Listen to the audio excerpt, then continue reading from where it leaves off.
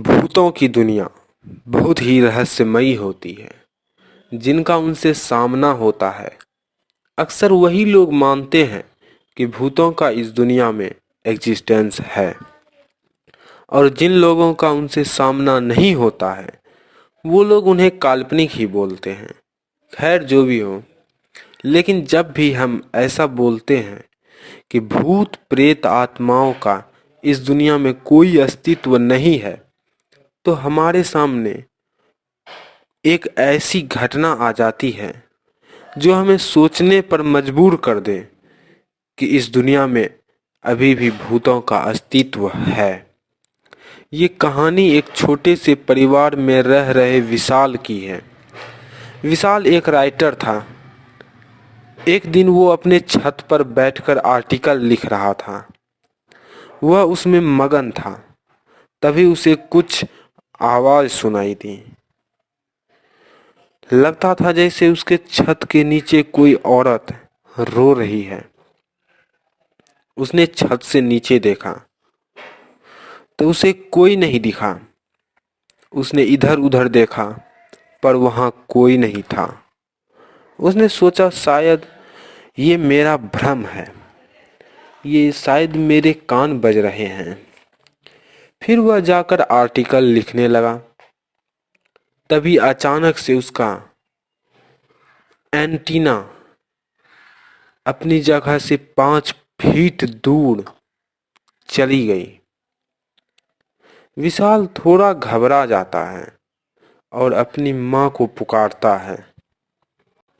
माँ उसके पास दौड़ी हुई आती है और उसके चीखने के कारण पूछती है।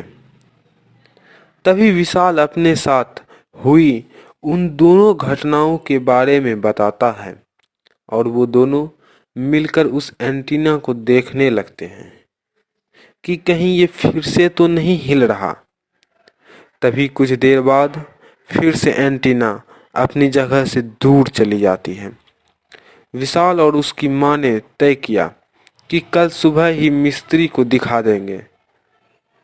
शाम हो चुकी थी तो वो दोनों नीचे चले गए।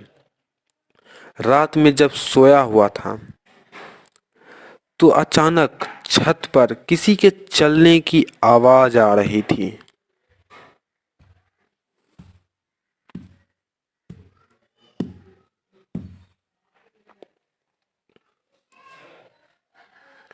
तभी विशाल की नींद खुली और वो अपने माँ को लेकर छत पर गया, पर वहां कोई नहीं था। जब विशाल ने एंटीना पे नजर डाली तो वहां से एंटीना गायब था और उसके छत पे बड़े बड़े पैरों के निशान थे। वो आम इंसान से कई गुना ज्यादा बड़े थे। ऐसा लगता था जैसे कोई अभी अभी वहां से चल कर गया हो।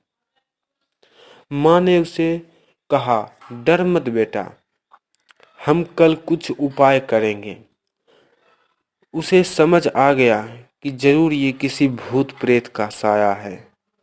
सुबह होते ही उसने तांत्रिक से बात की। तांत्रिक ने उस एंटीने को जला देने की सलाह दी। उन दोनों ने मिलकर एंटीने को जला दिया और उसे अपने घर से बहुत दूर फेंक दिया। तब से लेकर आज तक उनके साथ कुछ भी नहीं होता है।